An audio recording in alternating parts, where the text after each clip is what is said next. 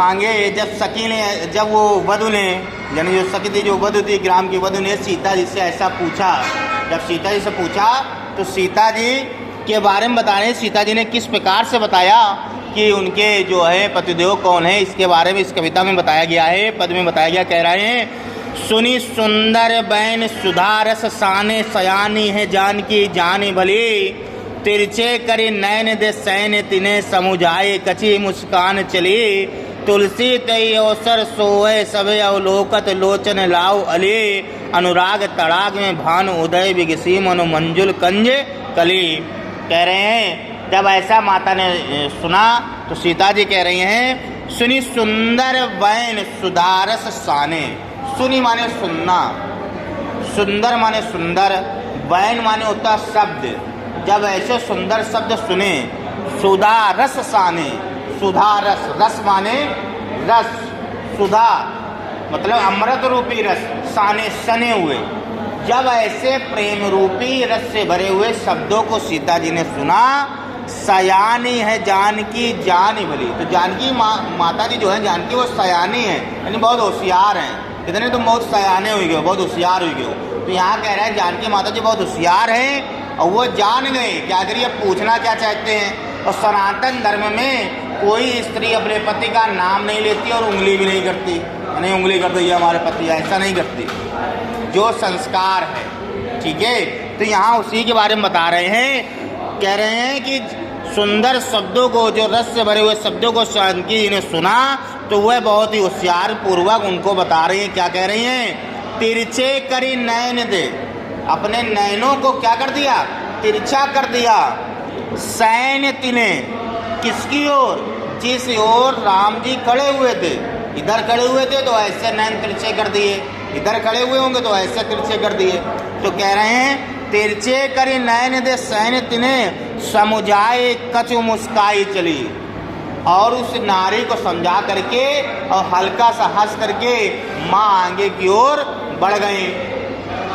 जब उन्होंने ऐसे सुंदर रस भरे शब्दों से उनसे पूछा कि आखिर आपके पतिदेव कौन हैं, तो माता सयानी जो माता होशियार थी, उन्होंने अपने नयन तिरछे करके श्री रामचंद्र जी की ओर बता दिया ये हमारे पति हैं, और मुस्कुरा करके आगे की ओर चल दिए।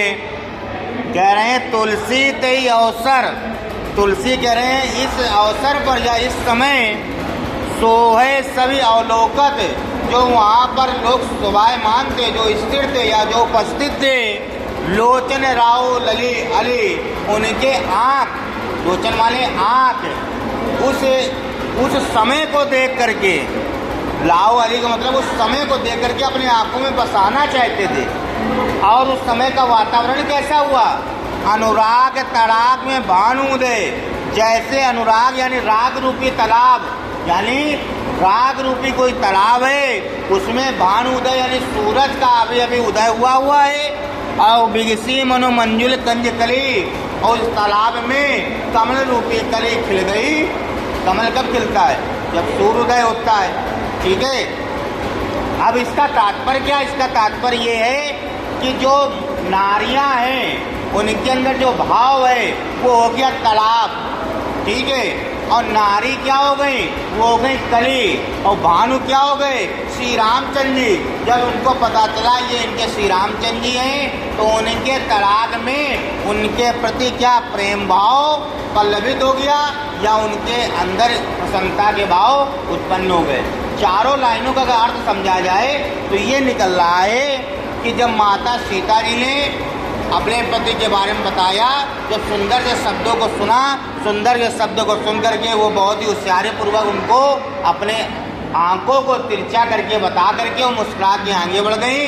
जब नारियों को पता चला कि श्री रामचंद्र जी यही हैं जो इनके पति हैं, उन्होंने अपनी आंखों में उनकी उस छवि को बसा लिया। और उस समय बसाने के बाद उनको ऐसा आनंद प्राप्त हुआ जैसे प्रातःकालीन किसी प्रेम रूपी तालाब में सूर्य के आते ही कलियां खिल जाती हैं।